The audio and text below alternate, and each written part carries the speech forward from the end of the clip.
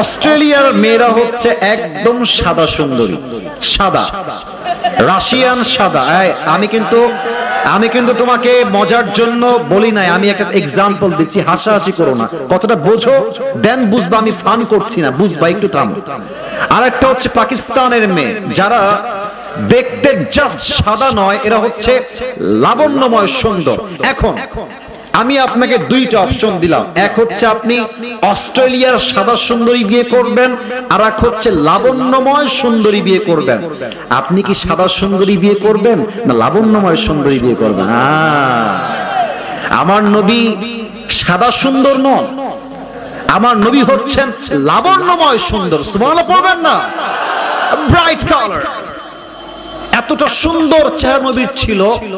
আয়েশা রাদিয়াল্লাহু তাআলা আনহা বলতেন, রাতের আধারে যখন নবীজি আমার ঘরে প্রবেশ করত, মনে হতো চাঁদ আমার ঘরে প্রবেশ করেছে। আল্লাহু আকবার। এবার বলেন, নবীর চেহারার গায়ের রং শুধুই কি ফর্সা না লাবণ্যময়? লাবণ্যময়। এবার একটা জটিল বিষয় আলোচনা করতে চাই। আমি টুপি খুলবো না, জাস্ট ইঙ্গিত দিয়ে বলছি, আপনার উত্তর দিবেন। এটা কি চুল? চুল, রাইট আনসার। এটা কি ভাই? চুল। নবীর চুলের কাটিং কেমন ছিল? তিনটা কাটিং ছিল, একটু পেছনে দিয়ে খেয়াল করবেন। একটা হচ্ছে কানের লতি বরাবর, আও ইলা মানকিবাইহি, একদম কাঁধ বরাবর লম্বা লম্বা চুল। This is called Babri cutting. এটা নাম কি? কিন্তু আজকালকার যুবকরা যে কাটিং দেয়, দেখবেন, খেয়াল করেন, আমার দিকে তাকান, ডানে একদম নাড্ডু চুল, একদম ছোট ছোট, বামেও কাটে ছোট ছোট, আর মাঝখানে দেখবেন সজারুর মতো খাড়া খাড়া চুল। এটার নাম দিয়েছে আমি ঘোড়া কাটিং। এবং আমার আব্বাজান একটু আব্বাজান হাসতেছে, হাসির কারণ আছে। আমার সমস্যা কোথায় জানেন? যে আজকালকার মেয়েদের এই গাঞ্জাখোর টিকটকার কাটিং ছেলেদেরকে বেশি পছন্দ হয়, দিনদার পছন্দ হয় না। আজীব একটা কথা। এবার আসেন, আমার নবীর দাড়ি কেমন ছিল? নবীর দাড়ি, আমাদের যে দাড়ি হয় দেখবেন কিছু লোকের ছাগলের মতো, একটু এখানে, আমি ক্রিটিসাইজ করছি না, দাড়ি তো দাড়ি, বাট আমার নবীর চেহারার দাড়ি ছিল একদম লম্বা চাপ দাড়ি। আজকালকার অনেক মেয়েরা আছে দাড়ি দেখলে নাক ছিটকায়। তোমাকে যদি কোনো মেয়ে দাড়ির জন্য বিয়ে করতে না চায়, স্পষ্ট ভাষায় বলবা, যেই মেয়ে আমাকে দাড়ির জন্য বিয়ে করতে চায় না, সে আমার বাড়ির বউ হওয়ার যোগ্যতাই তো রাখে না। আচ্ছা, যদি কোনো মেয়ে আপনারে কয় যে আপনারে আমার, না আপনার রাগ করবেন না, থাক না কই, আরে না থাক, থাক। যদি কোনো মেয়ে আপনারে কয় যে আপনারা আমার দাড়ির জন্যই পছন্দ হচ্ছে না, বুঝছেন, আপনারা আমি বিয়ে করতে পারবো না, তা আপনি কবেন না, ডাইরেক্ট না ইনডাইরেক্ট। মেয়েদেরকে সবসময় ডিরেক্টলি না বলে ইনডিরেক্টলি বলে তারা বোঝে ভালো। মেয়েরা নরম বেশি, তো আঘাত করলে গায়ে লাগে বেশি। যুবক ভাইরা ঠিক কিনা বলো? বলবে আপু একটু সাইডে আসলেই ভালো হতো, সাইডে আসলে। তো আপু যখন সাইডে আসবে, তুমি বলবা যে আমি যেহেতু কুষ্টিয়ার সন্তান, আরে আমরা কুষ্টিয়ার সন্তান, আমরা অভদ্র ঘরের সন্তান নই, আমরা সবাই ভদ্র ঘরের সন্তান। You have to maintain the discipline and decent manner. ভদ্রতা বজায় কথা বলবেন। যে আপু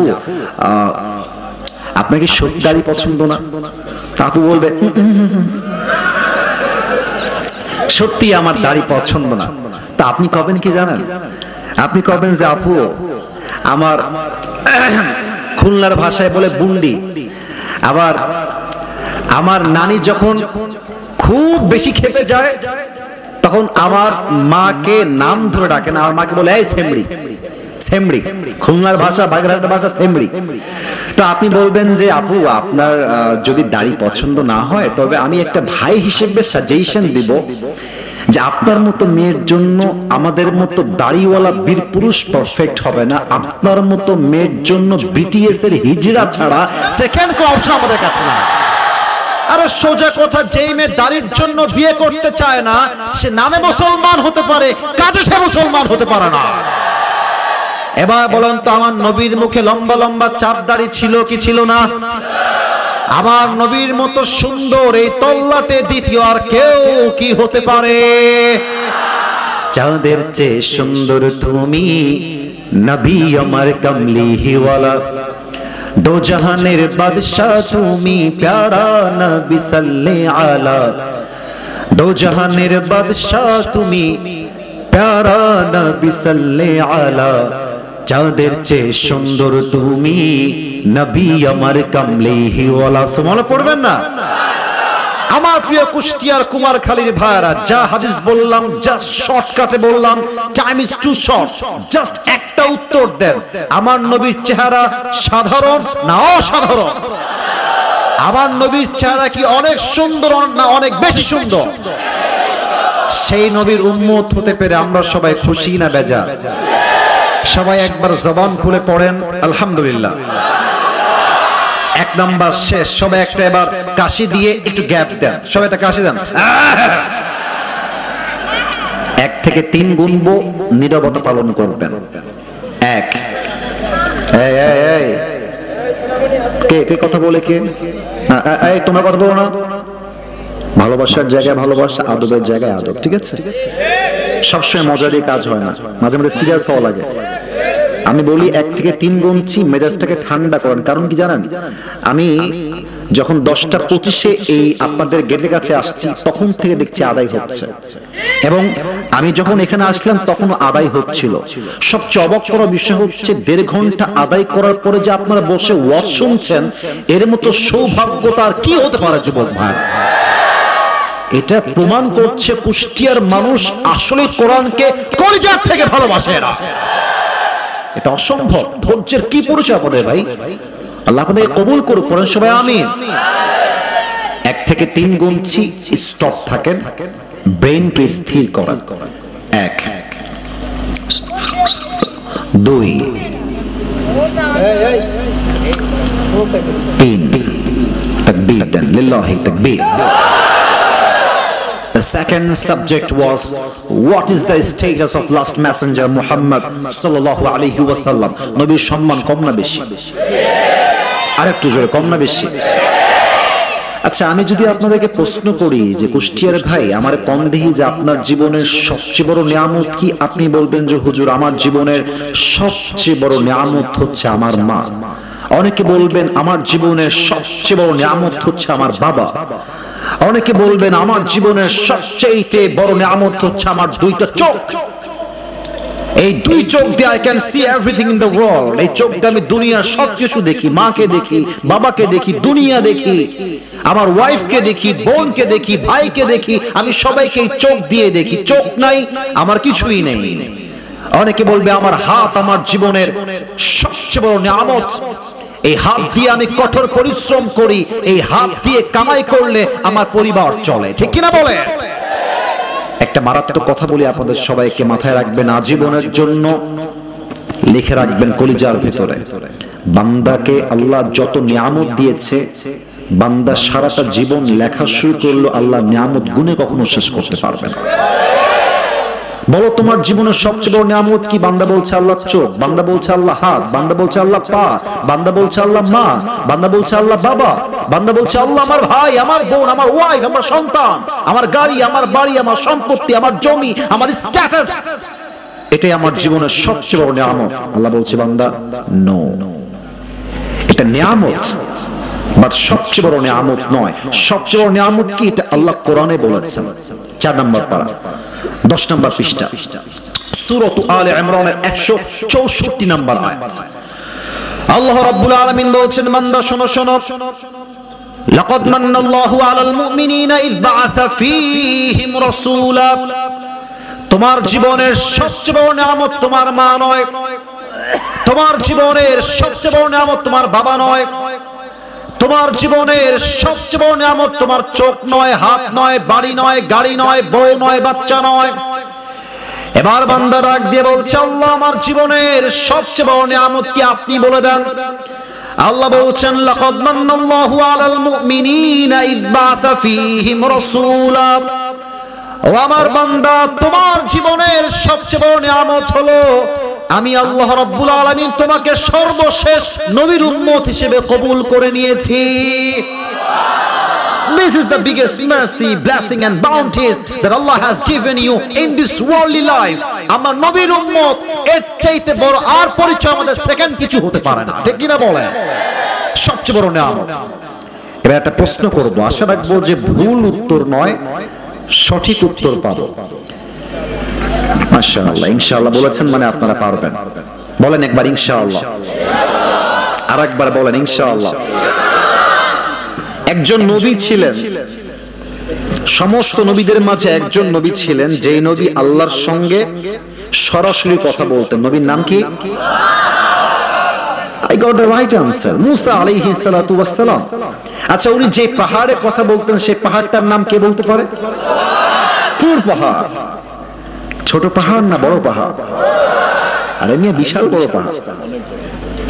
একদিন মুসা আলাইহিস সালাম পাহাড়ে আসছে আল্লাহর সঙ্গে কথা বলার জন্য, কিন্তু আসার পরে চুপচাপ বসে আছে। আল্লাহ বলছে, মুসা কথা বল না কেন, কথা বলো। মুসা বলছে, আল্লাহ, মুসা আলাইহিস সালাতু ওয়াস সালাম, আল্লাহ আজকে একটা প্রশ্ন করতে চাই। আল্লাহ বলছে, কি প্রশ্ন বলো।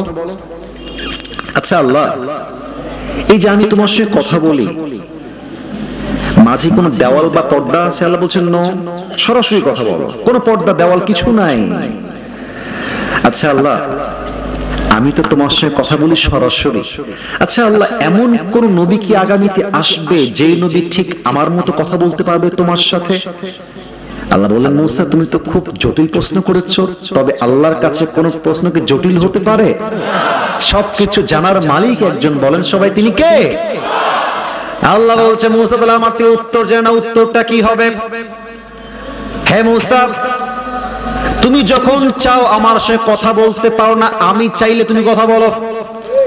বাট তোমার পরে একজন নবী আসবেন, ইসমুহু মুহাম্মদ সাল্লাল্লাহু আলাইহি ওয়াসাল্লাম, তিনি হবেন শেষ নবী। হে মুসা, তুমি চাইলেই আমার সঙ্গে কথা বলতে পারো না, আমি চাইলে কথা বলো।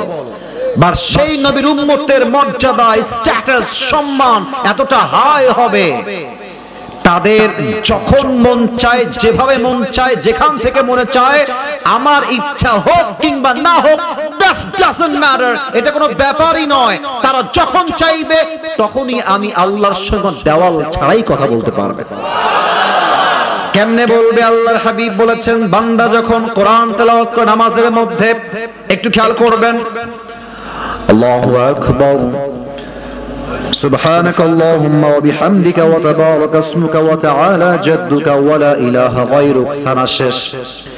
এবার বান্দা তেলাওয়াত করছে, আলহামদুলিল্লাহি রাব্বিল আলামিন আর রহমানির রহিম মালিক ইয়াউমিদ্দিন। আল্লাহর হাবিব বলছেন, বান্দা যখন সূরা ফাতিহা তেলাওয়াত করে, আল্লাহ বলছে, বান্দা আমার সঙ্গে সরাসরি কথা বলা শুরু করে দিল। এবং এটা কেমন? আল্লাহ চাক কিংবা না চাক, ডাজন্ট ম্যাটার। আপনার যখন মন চায়, যেভাবে মন চায় আপনি কোরআন তেলাওয়াত করবেন, মানে আপনি আল্লাহর সঙ্গে উইথাউট এনি ভায়া, উইথাউট এনি মিডিয়া, কোন দেওয়াল ছাড়া, মিডিয়া ছাড়া বান্দা যখন কোরআন তেলাওয়াত করে, বান্দা সরাসরি আল্লাহর সঙ্গে কথা বলতে শুরু করে দেয়। সুবহানাল্লাহ। এটা নবীর উম্মতের সম্মান, স্ট্যাটাস, মর্যাদা। আর একটা ছোট্ট হাদিস বলতে চাই, তবে চারটা প্রশ্ন করবো এবার, চারটা প্রশ্ন। আমি কাউকে বাধাবার জন্য প্রশ্ন করছি না, প্লিজ মাইন্ড করবেন না। আমি চাই আপনারা অ্যাক্টিভ থাকেন। বলেন তো, নবীজির বাবার নাম কি ছিল? এই যে কথা আস্তে করছেন কিসের জন্য? একটু জোরে করতে হবে। নাম কি ছিল ভাই? আব্দুল্লাহ। এবার কম দিয়ে আমার নবীর মায়ের নাম কি ছিল? এবার কম দিয়ে আমার নবীর দাদার নাম কি ছিল? একটু জোরে বলেন, প্যাচ খাবেন না। আমার নবীর চাচার নাম কি ছিল?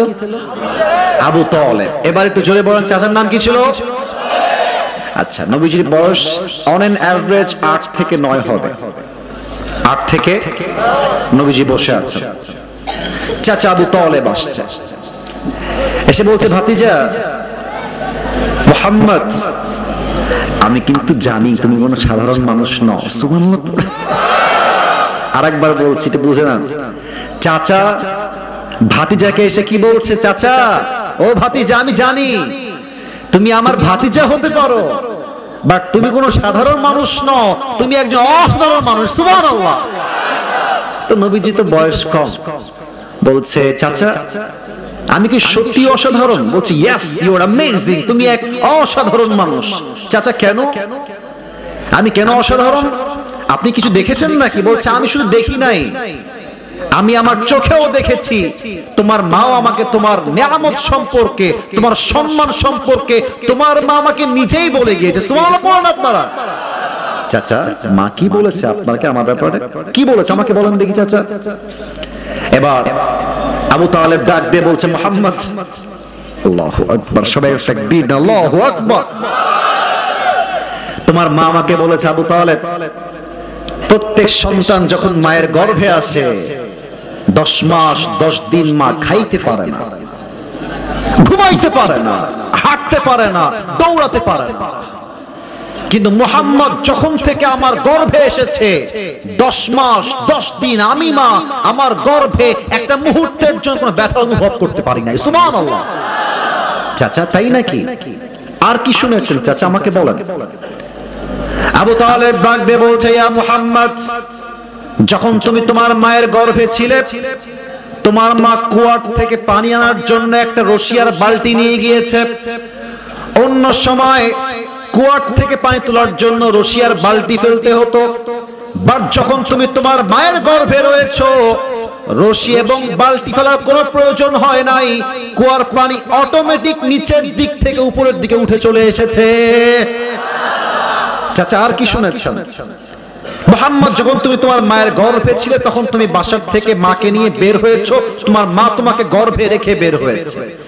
আর বাহিরে প্রচন্ড প্রখর রোদের তাপ, এতটা রোদের তাপ প্রখর ছিল মানুষের মগজ টকবক করে ফুটবে, এতটা রোদের তাপ ছিল। বাট যখন তোমার মা বাহিরে বের হয়েছে তোমার মা দেখছে বাহিরে বের হওয়ার সাথে সাথেই রোদের তাপ কমে গিয়েছে এবং একটা ছায়া এসে, একটা মেঘ এসে তোমার মায়ের মাথার উপরে ছায়া হয়ে দাঁড়িয়ে গিয়েছে। সুবহানাল্লাহ। চাচা আর কি শুনেছেন? আচ্ছা এই গ্রামটার নাম কি একটু বলবেন? এনায়েতপুর, তাই না? আর থানা হচ্ছে কুমারখালী। আপনারা গ্রামের মানুষ, আমিও গ্রামের ছেলে। আপনারা দেখবেন যে গ্রামে গঞ্জে যেই বাড়িতে যেই ঘরে বাচ্চা জন্ম নেয়, কথা কি বোঝা যায় ভাই? কথা না বলি বুঝি কেন বলা, বোঝা যায় ভাই? যেই ঘরে বাচ্চা জন্ম নেয় দেখবেন যে সেই ঘরটা দুর্গন্ধ হয়ে যায় বাচ্চা জন্ম নেওয়ার জন্য। তো সেই দুর্গন্ধ দূর করবার জন্য মুরব্বীরা কি করে? ধূপ জ্বালায়, আগুন দিয়ে ধূপ জ্বালায়। এই ধূপের ধোঁয়ার জন্য দুর্গন্ধ দূর হয়ে যায়। আবু তালেব বলছেন মুহাম্মদ, তুমি যেই ঘরে জন্মগ্রহণ করেছো সেই ঘর দুর্গন্ধ হওয়া তো দূর কি বাদ, সেই ঘরটা তোমার জন্মগ্রহণের সঙ্গে সঙ্গে মেশকে আম্বরের চাইতে বেশি সুঘ্রাণ হয়ে গিয়েছিল। এবার বল আমার নবীর সম্মান কম না বেশি? সর্বশেষ একটা হাদিস বলবো, আপনারা সবাই আল্লামা দেলোয়ার হোসেন সাইদি হুজুরের নাম শুনেছেন?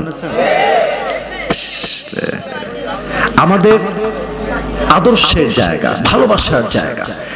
আজকে অনেক মিডিয়ার ভাইরা এসেছেন, অনেক যুবক ভাই মুরব্বী আব্বা জান এসেছেন। একটা কথা বলে যাই, হক কথা বলতে কখনো ভয় পাওয়া যাবে না যুবক ভাই। 5 আগস্টের পূর্বে আমি আসিফ হুজুর অনেক হুমকি ধামকি ফেস করেছি।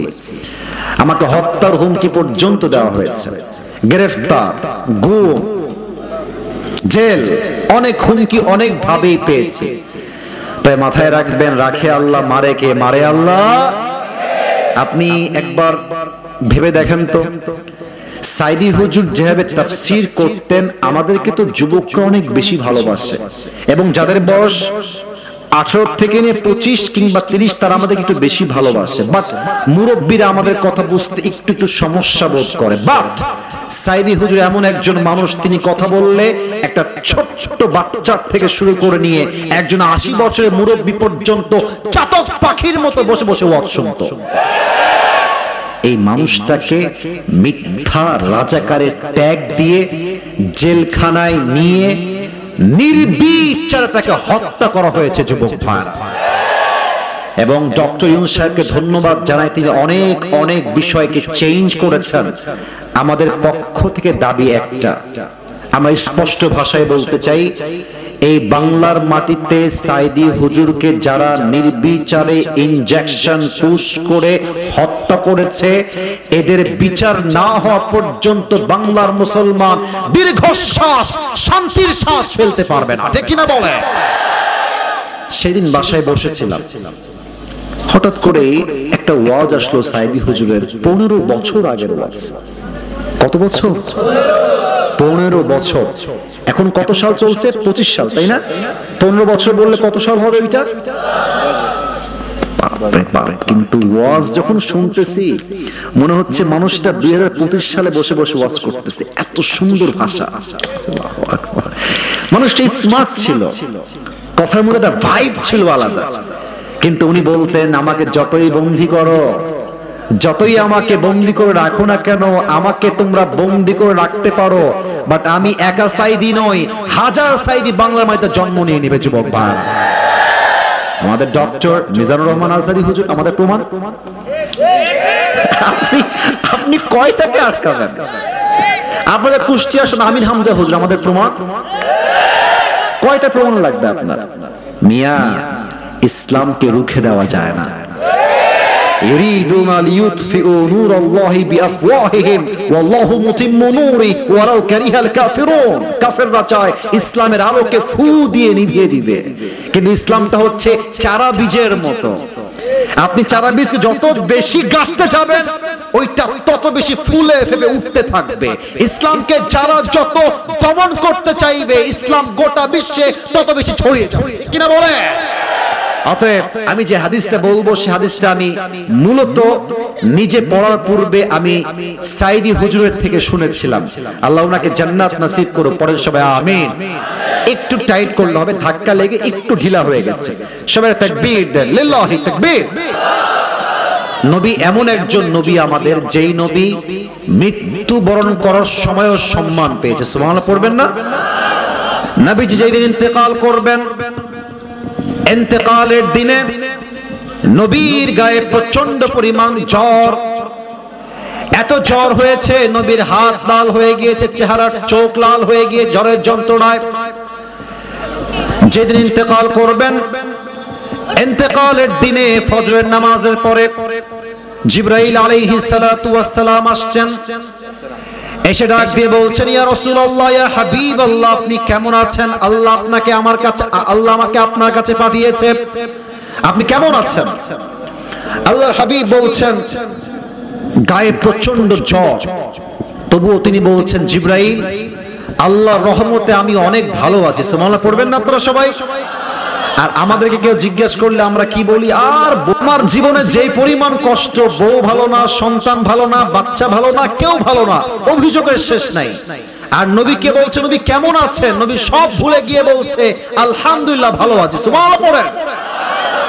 এবার জিবরাইল বলছে, ইয়া রাসূলুল্লাহ, ইয়া হাবিবাল্লাহ, আমি তো আজকে একা আসি নাই, একজন মেহমান আমার সঙ্গে আসছে। এমন কথা কি বোঝা যায় নাকি যায় না? কথা কোন বোঝা যাচ্ছে ভাই? কে আসছে? মেহমান। বলেন সবাই, কে আসছে? নবীজি বলছে, মেহমান আসছে, কিন্তু দাঁড়ায় আছে কেন? নিয়ে আসো। মেহমান কে? এটা জিবরাইল বলছে, ইসমুহু মালাকুল মউত, আজকে মালাকুল মউত আপনার কাছে আসছে। নবী, আমি কি নিয়ে আসবো? বলছে, আরে নিয়ে আসো, যাও। মালাকুল মউত প্রবেশ করেছে। প্রবেশ করেই প্রথমে নবীর শিয়রের ডান পাশে দাঁড়িয়েছে, দাঁড়িয়ে বলছে, আসসালামু আলাইকা ইয়া রাহমাতাল লিল আলামিন। নবী, হে আপনাকে সালাম। হে রাসূল, ইয়া রাসূলুল্লাহ, ইয়া হাবিবাল্লাহ, আদম থেকে নিয়ে ঈসা পর্যন্ত যত নবী এসেছে, প্রত্যেকটা নবীর রূহ আমি মালাকুল মউত কবজ করেছি। প্রত্যেকটা সাহাবী, প্রত্যেকটা আল্লাহওয়ালা, প্রত্যেকটা প্রফেট, নবী, সবার রূহ আমি কবজ করেছি। But you are the first man, আপনি প্রথম মানুষ যার কাছে এসে আমি মালাকুল মউত প্রথমেই সালাম পেশ করেছি। আল্লাহর হাবিব বলছেন, মালাকুল মউত কি ব্যাপার? তুমি আমার কাছে কেন আসছো? কি কাজ? মালাকুল মউত বলছে, হে আল্লাহর হাবিব, আমি তো আর এমনি এমনি আসি নাই, আমাকে পাঠিয়েছে একজন। বলেন সবাই, তিনি কে?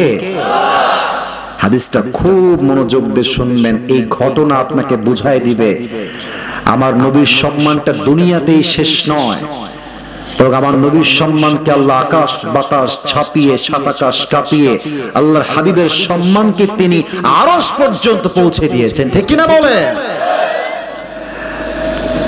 ও কেন পাঠিয়েছে আল্লাহ, কি ব্যাপার, কি চাই? আল্লাহর হাবিব আপনি জানেন যে আমার কাজ একটাই, আমি রূহ কবজ করি সবার, কিন্তু একটা কথা আছে, হে রাসূল আল্লাহ আমাকে বলে পাঠিয়েছেন, এই মালাকুল মউত খবরদার, এটা আমার নবী, এটা আমার হাবিব, বেয়াদবি যেন না হয়, খবরদার কোন বেয়াদবি চলবে না। নবীর কাছে গিয়ে আগে জিজ্ঞেস করবা যে নবী হে আপনি কি যেতে চান নাকি চান না? যদি আপনি যেতে চান নিয়ে যাব, যদি আপনি থাকতে চান আপনাকে রেখে আমি বিদায় নিয়ে চলে যাব। আপনি কি বুঝতেছেন ভাই যে মৃত্যু এসে পারমিশন চায় যে নবী may I come in sir, আমি কি আসতে পারি আপনার কাছে? মৃত্যু পারমিশন চাচ্ছে। এইরকম সম্মান পৃথিবীতে দ্বিতীয় আর কেউ পায় নাই, আগামীতেও পাবে না, ঠিক কিনা বলেন? আচ্ছা একটা এক্সাম্পল দেই এখান থেকে। ভাই আপনার নাম কি? সুমন হোসেন। পেছনে ভাই আপনার নাম কি ভাইজান? লুৎফর রহমান আর সুমন হোসেন একসঙ্গে বসে আছে, আর পেছনে আরো 8 জন বসে আছে। মনে করেন এনায়েতপুরের গ্রামের 10 জন যুবক এরা প্ল্যান করেছে 2 দিন পরে ঈদ উপলক্ষে আমরা যাব কক্সবাজার ট্যুরে। কোন বাজার? কথা না বলি বুঝি কেন বলা, কোন বাজার? কক্সবাজার। খেয়াল করবেন আমি হাদিসটা বোঝাবার জন্য এই উদাহরণটা দিচ্ছি। তো ওদিকে 8 জন, এদিকে 2 জন। লুৎফর রহমান ওর বন্ধু, খুবই ক্লোজ ফ্রেন্ড। তো যখন কক্সবাজারের কথা উঠেছে তখন লুৎফর রহমান বলছে, কিরে বন্ধু যাবি? তুই যাবি নাকি? তো যখন বেস্ট ফ্রেন্ড বলছে আমি যাব, আর এক বন্ধু বলছে আমিও যাব, আমিও যাব। কারণ বন্ধু যা বলে বন্ধু তা শুনতে বাধ্য হয়, ঠিক কিনা বলেন? তো দেখেন মালাকুল মউত বলছে আপনাকে আমি নেওয়ার জন্য আসছি, আপনি কি যাবেন কিনা? আমার চোখ দেখবেন, হাদিসটা বোঝার জন্য আমার চোখের ইঙ্গিত ফলো করবেন। তো আল্লাহ রাসূল ডান কাত হয়ে শুয়েছিলেন, চোখটা তিনি তুললেন জিবরাইলের দিকে। মালাকুল মউত দিকে তাকাইছিলেন, জাস্ট চোখটা তুলে এবার জিবরাইলের দিকে। জিবরাইল হ্যাঁ কথা বলে কি ওখানে? এই বাবুরা আওয়াজ করো না বাবুরা, আমরা শেষের দিকে আছি, মেহেরবানি করে please keep coed, keep silent, don't make any noise, কোনো আওয়াজ চাই না। জিবরাইল তুমি কি বলো, আমি কি থাকবো না যাব? জিবরাইল বলছে, হে আল্লাহর রাসূল আমাকে জিজ্ঞেস করলে আমি একটা কথাই বলবো যে আল্লাহ আপনাকে দেখার জন্য আরশে আজিমে অপেক্ষায় বসে রয়েছে, আপনি গেলেই ভালো হয়।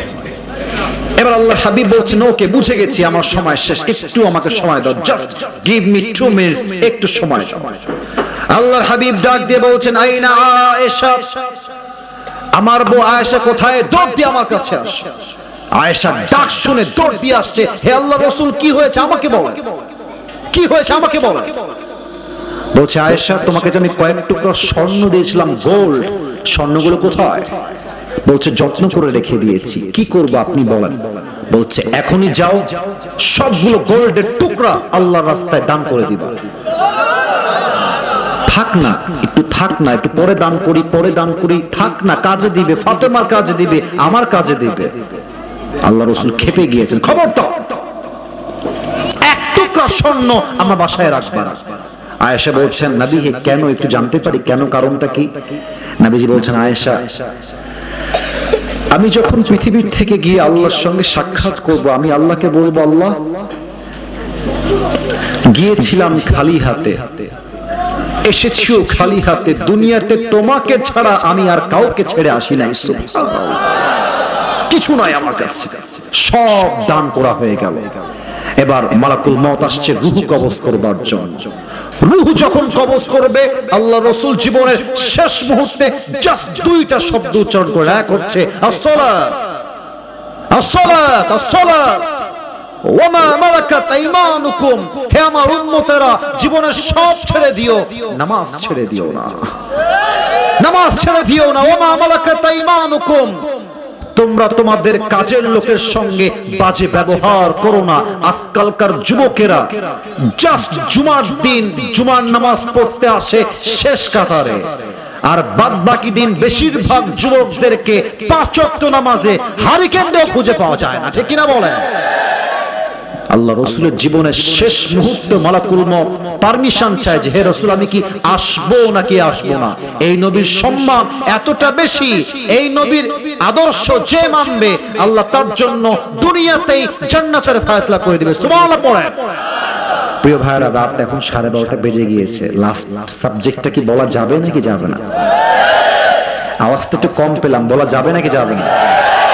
কমিটির ভাইদেরকে আমাদের ফর্ম দেওয়া আছে যে 1 ঘন্টা ওয়াজ, সব জায়গাতে 1 ঘন্টায় ওয়াজ করি, সব জায়গায় সেম নিয়ম। তবে আসলে কি জানেন, সব জায়গাতে আসলে নিয়ম দিয়ে হয় না, মাঝে মাঝে ভালোবাসা দিয়েও তো হিসাব করতে হয়। তো শেষ ভালো যার সব ভালো তার, আমি শেষটা ভালো চাই। আপনারা বড্ড ভদ্র মানুষ, শেষটা ভালো চাই। জাস্ট আমাকে আর 10টা মিনিট সময় দিবেন, আর বেশি চাবো না। সবাই এটাকে হাসি দেন। দেখা যাক আপনারা বেঁচে গেছেন না মরে গেছেন, দেখি। লিল্লাহি তাকবীর। আর একটু জোরে লিল্লাহি তাকবীর। আল কোরআনের আলো, আল হাদিসের আলো, কোরআন হাদিস যেখানে, আলেম ওলামা যেখানে, কুষ্টিয়াবাসী যেখানে। 3 নাম্বার নবীজির আদর্শ কেমন ছিল। আমি শর্টকাটে 3টা আদর্শ বলবো। 1, নবী বাবা হিসেবে কেমন ছিলেন। 2, নবী নানা হিসেবে কেমন ছিলেন। 3, নবীজি স্বামী হিসেবে কেমন ছিলেন। বাবুরা একটু আওয়াজ করছে, প্লিজ কন্ট্রোল দেন। এই যে সোনামণিটা, না একটা ধমক দিবেন না, ওরা বাচ্চা, আওয়াজ তো ওরাই করবে। মুরব্বী আওয়াজ তো মানাবে না যুবক ভাইরা, ঠিক কিনা বলো? ঠান্ডা মাথায় একটু ইঙ্গিত। এই যে বাবুরা, এই যে নতুন নতুন আওয়াজ করো না বাবুরা, আওয়াজ না, চুপ থাকো। এই কে যায়? মুরব্বী বসেন। ছি ছি ছি, কুষ্টিয়ার বদনাম হয়। 5 মিনিট সময় চেয়েছি, 5 মিনিট। নবীর আদর্শ বলেই দোয়া হবে। লিল্লাহি তাকবীর। বলেন তো আমার নবীর মেয়ের নাম কি ছিল? ফাতেমা রাদিয়াল্লাহু তাআলা আনহা। ওনার বিয়ের বয়স যখন হলো, একদম শর্টকাটে হাদিসের ঘটনা বলছি।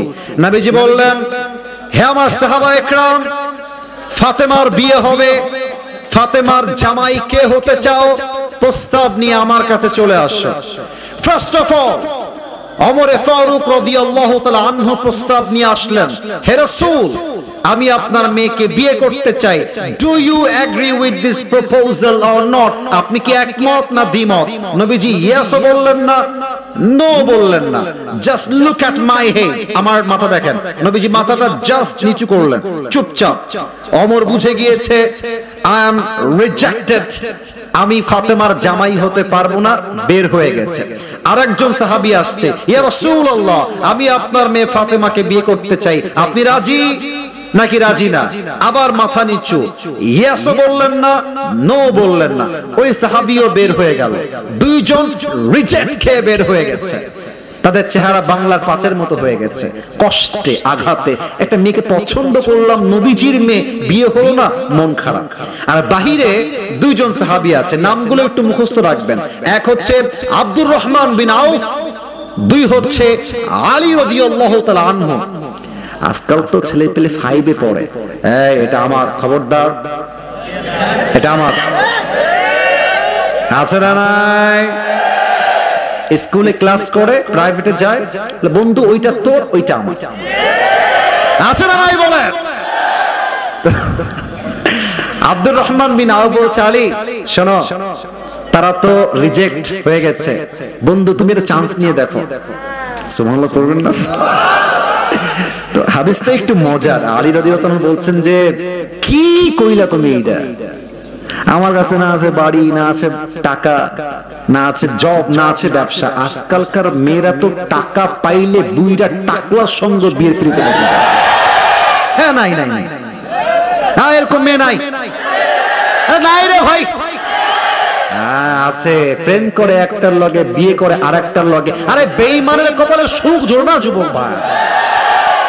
তো আলী বলছেন, না না বন্ধু প্লিজ, বাড়াবাড়ি করো না, আমার দ্বারা হবে না, প্লিজ। তা আব্দুর রহমান বিন আউফ খুব চালাক মানুষ, ব্যবসায়ী লোক তো, ও আরে বন্ধু বুঝলাম তোমাকে দিয়ে হবে না, চান্স মারতে দোষ কোথায়? ঠিক কিনা বলে? তো এবার আলী কোনো মতে রাজি হয়েছে। তো রাসূল বসে আছেন মসজিদ নববীর ভিতরে। তো আলী একবার এই পাশ দিয়ে আসে, এই পাশ দিয়ে বের হয়ে যায়, এই পাশ দিয়ে আসে, এই পাশ দিয়ে, এ আলী তুমি কোয়ানে যাও, এদিকে আসো, কি হয়েছে আমাকে বলো, বসো। বলছে নবী এমনি আসছি, ঘোরার জন্য আসছি, কিছু নাই এমনি। বলতে পারছে আরে ভাই, মেয়ের বাপকে বিয়ের প্রস্তাব দেওয়া কত কঠিন, এই যুবক ছাড়া আর কেউ বুঝবে না এটা। তো কোন মতে নবীজি ডেকে বলছে বসো রে বাবা, আমাকে বলো কি চাও। আসলে কি জানেন, আলী রাদিয়াল্লাহু তাআলা আসার আগেই আল্লাহ তাআলা জিবরাইলকে ওহী পাঠিয়েছেন যে ইয়া রাসূলুল্লাহ, আলী রাদিয়াল্লাহু তাআলা আনহু এই মুহূর্তে আপনার কাছে ফাতেমার বিবাহের প্রস্তাব নিয়ে আসবে। তো আলী বসে গেছে। নবী বলছে আলী বলো কি বলবো বলো। বলছে নবী আমি আপনার মেয়ে ফাতেমাকে বিয়ে করতে চাই, আপনি কি রাজি আছেন? তো নবী আগের বার ইয়েসও বলেন নাই, নো বলেন নাই, জাস্ট মাথাটা ডাউন ছিল নিচের দিকে। এবার নবীজি জাস্ট একটা শব্দ বললেন, ইয়েসও না নো না। নবীজি বললেন আলী ইনশাআল্লাহ যাও, ইনশাআল্লাহ। প্যাস বেঁধে গেছে এখানে। আলী রাদিয়াল্লাহু তাআলা আনহু আবার ইনশাআল্লাহর অর্থটা বুঝতে পারে নাই। বাহিরে বের হয়ে আসছে, মুখটা বাংলার পাঁচের মতো। এই আলী বন্ধু, তোমার মন খারাপ কেন? তুমি কি রিজেক্ট খেয়ে গেছো নাকি? বলছে বন্ধু আমি ছেঁকা খেয়ে গেছি বন্ধু, আমার বিয়ে হবে না। আমি রিজেক্ট খাইছি বন্ধু, তুমি কাজটা একদম ঠিক করো নাই। তা আব্দুর রহমান বিন আউফের একটা কনফিডেন্স ছিল যে আমার আসলে কি জানেন, বন্ধুই বন্ধুকে বিশ্বাস করে, ছেলে মেয়েকে আসলে বাপ মা বিশ্বাস করছে না, বন্ধুরাই বিশ্বাস করে। তো বলছে বন্ধু না, কিছুই বলে নাই, একটা কিছু বলে নাই। বলছে ও হ্যাঁ হ্যাঁ হ্যাঁ একটু বলেছে। কি বলেছে? বলছে নবী জাস্ট বলেছে ইনশাআল্লাহ। আব্দুর রহমান বলছে আরে ইয়ার, নবীজির ইনশাআল্লাহ মানে তোমার বিয়ে অর্ধেক ডান হয়ে গেছে। আচ্ছা এবার নবীজি ইনশাআল্লাহ কেন বললেন, ইয়েস বললেন না কেন? কারণ আছে, এখানে আমি আদর্শের শিক্ষা দিতে চাই। নবীজি সোজা মসজিদ থেকে মেয়ের কাছে গিয়েছে, আইনা ফাতেমা, ফাতেমা কোথায়? মা এদিকে আসো, দৌড় দাও। ফাতেমা আসছে। নবীজি বলছে ফাতেমা, মা আমি তো তোমার জন্য একজন যুবককে পাত্র হিসেবে সিলেক্ট করেছি, তোমার জামাই হিসেবে। তো ফাতেমার চোখ মুখ লাল হয়ে গেছে লজ্জায়, জামাইয়ের কথা চলে আসছে। এবার ফাতেমা বলছে মাসমুহ, যুবকটার নাম কি? নবীজি বলছেন ইসমুহু আলী, তার নাম হচ্ছে আলী, তুমি কি রাজি আছো মা? ফাতেমা কিছুই কয় না, খালি একটা মুচকি হাসি দিয়েছে। মেয়েরা যদি বিয়ের ক্ষেত্রে মুচকি হাসি দেয়, হাদিসে আসছে দাল মে কুছ কালা তো জরুর হ্যায়, মানে মেয়েরা হাসি মারলে বুঝে যাবেন মেয়ের এখানে সম্মতি রয়েছে, ঠিক কিনা বলে? আল্লাহ রাসূল কি শিক্ষা দিয়েছেন? আব্বা জান, আমার মায়েরা যারা আছেন, please listen to me with full concentration, মনোযোগ দিবেন, কান খাড়া করবেন। আপনার যেই ছেলে পছন্দ হোক, আপনি যাকে চান তাকে আপনার মেয়ের সঙ্গে বিয়ে দিতে পারবেন না। আগে আপনাকে আপনার মেয়ের কাছে অনুমতি নেওয়া লাগবে। সে ইয়েস বললে আপনি বিয়ে দিবেন, সে নো বললে কোনো বাপের ক্ষমতা নাই তার মেয়েকে জোর করে কোনো গাঞ্জাখোরের সঙ্গে বিয়ে দেওয়া। এটা নবীর বাবা হিসেবে আদর্শ, যে মেয়ের থেকে পারমিশন চাও যে মা তুমি রাজি আছো কিনা। সুবহানাল্লাহ পড়বেন না আপনারা? 2 নাম্বার নানা হিসেবে হাদিস শর্টকাট, এটা তো স্কুল তাই না? মসজিদটা কোন দিকে? সামনে, এইদিকে সামনে। দেখবেন মাঝে মাঝে মসজিদে বাচ্চারা আসে আর মুরব্বীরা ঘাট ধাক্কা দিয়ে, ধমক দিয়ে, থাপ্পড় দিয়ে মসজিদ থেকে বের করে দেয়। এরকম আছে না নাই? আল্লাহ রাসূল নানা হিসেবে, মুরব্বী হিসেবে কেমন ছিলেন দেখেন। একবার নামাজ পড়ছেন, আল্লাহু আকবার, সানা পড়েছেন, কিরাত পড়েছেন, আল্লাহু আকবার, রুকু সিজদায় গিয়েছেন। আমি কিন্তু কোনো কাটছাট না, একদম শর্টকাটে বলছি। রুকুতে গিয়ে উঠে সিজদায় গিয়েছে, সিজদায় গিয়ে আর উঠছে না। 1 মিনিট, 2 মিনিট, 3 মিনিট যায়, নবীজি উঠছেন না। কি রে, নবীজি উঠছেন না কেন? এক সাহাবী ভাবছেন কি মারা গেলেন নাকি, না বেঁচে আছেন? বোঝার জন্য জাস্ট একটু হালকা করে উকি মেরেছে সিজদা থেকে। তো দেখছে নবীজি সিজদায় আছেন, নবীর পিঠের ঘাড়ের এখানে হাসান আর পেছনে হোসাইন চড়ে বসে আছে। এখন সে ভাবতেছে যে আমি যদি টান দিয়ে ধরে নামাই দেই, রাসূলের পিঠ হালকা হয়ে যাবে, আল্লাহু আকবার, উঠে যাবে। তো ওই সাহাবী নামাজের মাঝেই নামানোর জন্য হাতটা এভাবে বাড়িয়েছে। যখনই হাসানকে নামাতে যাবে, নবীজি নামাজের মধ্যে সিজদা থেকে হাতটা পেছনের দিকে নিয়ে শক্ত করে হাতটা ধরেছে। আর নবীজি মেসেজ দিয়েছেন, আমার নাতি যে পর্যন্ত আমার ঘাড়ে আছে সেই পর্যন্ত আমি সেজদায় আছি, আমি সেজদাতেই থাকব। এবার মুরব্বীরা, যুবক ভাই আমাকে উত্তর দেন, নবীজি চাইলে একটু ঝাঁকি দিয়ে ফেলাইতে পারতেন না? কথা কম, ফেলাইতে পারতেন কি পারতেন না? উনি রেখে মেসেজ দিয়েছেন যে বাচ্চাদেরকে আদর করো, ভালোবাসো। যেই বাচ্চা আজকে নামাজি হবে ওই বাচ্চা আগামীতে অমরের মতো পুরো বিশ্বে ইসলামের শাসন কায়েম করবে। আর যেই বাচ্চাকে আজকে আপনি মসজিদ থেকে তাড়াই দিবেন ওই বাচ্চা আগামীতে খুনির সাদ হয়ে জন্ম নেবে। যে কিনা বলেন, জন্ম নেবে মানে বড় হবে। এজন্য মাথায় রাখবেন, বাচ্চারা মসজিদে আসলে চকলেট দিবেন, আদর করবেন, চুমা দিবেন, ভালোবাসবেন। ও আব্বা যান, আপনি একদিন মারা যাবেন, আপনি দুনিয়া থাকবেন না, একদিন বাচ্চা বড় হবে, হতে পারে সেই বাচ্চা আল্লামা সাইদির মতো হতে পারে, আজহারির মতো হতে পারে, ডক্টর জাকির নায়কের মতো হতে পারে। আপনি মরে গেলে বাচ্চা আপনার কবরের কাছে দোয়া করবে যে আল্লাহ আমার নানা আমারে বড্ড ভালোবাসতো, ও আল্লাহ আমার নানাকে তুমি মাফ করে দাও। হতে পারে আপনার একটা আদর এবং বাচ্চার দোয়া আপনার জান্নাতের কারণ হতে পারে। যুবক ভাইরা, ঠিক কিনা বলে? নানা হিসেবে সফট ছিলেন। শেষ কথা বলে শেষ করছি, স্বামী হিসেবে কেমন ছিলেন? আমার নবীজি স্বামী হিসেবে কেমন? বউ আসলেই নবীজি একটা কথা, আই লাভ ইউ। সুবহানাল্লাহ পড়বেন না আপনারা? আচ্ছা, বউকে দেখলে কি বলবেন? আই হেট ইউ না আই লাভ ইউ? আপনারা কি জানেন যে মিথ্যা বলা 3 জায়গায় যায়? তার মধ্যে 1 নাম্বার বউ। আপনি একটা শাড়ি কিনে নিয়ে আসছেন, শাড়ির দাম হচ্ছে মাত্র 1000 টাকা। এখন বউ যদি শুনে যে দাম 1000 টাকা, বউ তো রাগ করবে, বলবেন যে 10,000 টাকা। জায়েজ আছে এটা? সুবহানাল্লাহ পড়বেন না আপনারা? আচ্ছা, আপনার বউয়ের সঙ্গে আপনার মায়ের বনিবনা হয় না, এটা আবার রাগ করেন না, এটা কিন্তু হয়। শাশুড়ি বউকে দেখতে পারে না, বউ শাশুড়ি দেখতে পারে না, ঠিক আছে না ভুল বললাম? এখন আপনি পড়ছেন মহাফান্দে, মাকে ভালোবাসলে বউ নারাজ, বউকে ভালোবাসলে মা। আপনি করবেন কি এখন? কম দি আপনি কি করবেন আমি বলে দিচ্ছি। মাকে বলবেন যে মা, আমার বউ তো তোমার কত ভালোবাসে, সারাদিন তোমার নামে খালি প্রশংসা করতেই থাকে, খালি করতেই থাকে তোমার নামে প্রশংসা। মা বলবে ও বাবা তাই নাকি? তখন দেখবেন মায়ের ঘৃণা ভালোবাসায় পরিবর্তন হয়ে যাবে। এবার বউয়ের কাছে এসে বলবেন যে আমার মা যে তোমাকে কত ভালোবাসে, বিশ্বাস করো। আমাকে সকালে বলছে, এই খবরদার, বউকে গিয়ে শাড়ি কিনে দিবি, শপিং করে দিবি, ঘুরতে নিয়ে যাবি, কক্সবাজার যাবি, সাজেক ভ্যালি যাবি। আপনার মা আসলে কিছুই বলে নাই, কিন্তু আপনি এই যে পামটা দিলেন, আপনার বউয়ের জন্য ভালোবাসা প্রকাশ করলেন, এই ভালোবাসার জন্য আপনার আমলনামায় সওয়াব লেখা হবে। সুবহানাল্লাহ বলেন। তাহলে বউকে দেখলে বলবেন আজ থেকে আই হেট ইউ। আরে বউ নাই বুঝলাম, প্র্যাকটিস হিসেবে তো বলতে পারেন। বউকে কি বলবো? আই হেট ইউ না আই লাভ ইউ। আল্লাহ সকলের বউয়ের সঙ্গে ভালোবাসা বাড়ায় দিক। পরে সবাই আমিন। আর বলছে হুজুর বউ না। আরে বেটা বউ নাই, বউ তো আগামীতে হবে, ঠিক কিনা বলো?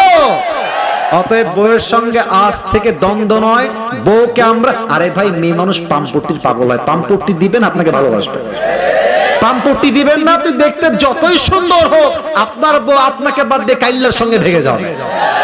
অতএব আজ থেকে কোন রকম ঝগড়া নাই, মারামারি নাই, বউ দেখলেই ভালোবাসা, বউ দেখলেই আদর, বউ দেখলেই আই লাভ ইউ। রাজি আছেন না ইনশাআল্লাহ? আল্লাহ রাসূল একজন সাহাবী এসে বলছে, হে রাসূল আপনি সবচেয়ে বেশি কাকে ভালোবাসেন? নবীজি প্রথম কথাই উহিব্বু আয়েশা আকসার, আমি আমার বউ আয়েশাকে সবচেয়ে বেশি ভালোবাসি।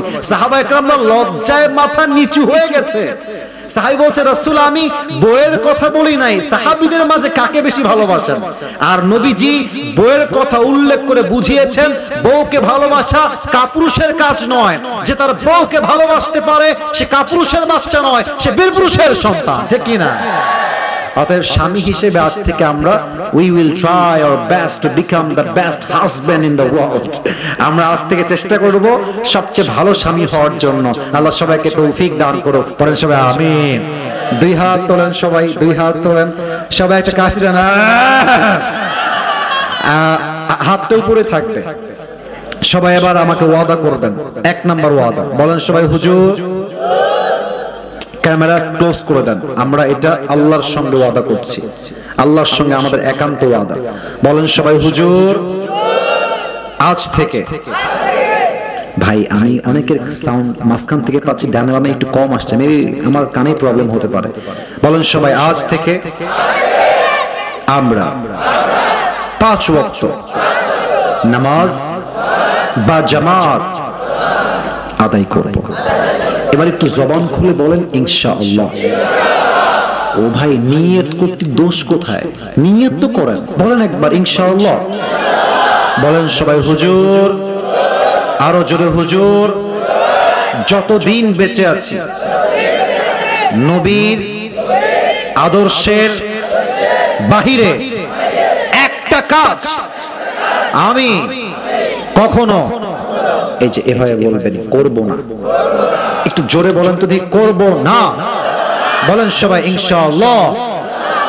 শেষ ওয়াদা, বলেন সবাই হুজুর। আপনি যখন দোয়া করবেন, আরে জোরে করতে হবে, আপনি যখন দোয়া করবেন আমরা কেউ উঠে গিয়ে বিশৃঙ্খলা করব না। আমরা সবাই ওয়াদা দিলাম, দোয়া বসে থেকে শেষ করে তারপরে we will go back to home। বলেন সবাই ইনশাআল্লাহ। প্রিয় ভাইরা, কেউ উঠবেন না, হাত নামান। সবাই দুরূদ শরীফ পড়েন। আল্লাহুম্মা সাল্লি আলা মুহাম্মদ ওয়া আলা আলি মুহাম্মদ কামা সাল্লাইতা আলা ইব্রাহিম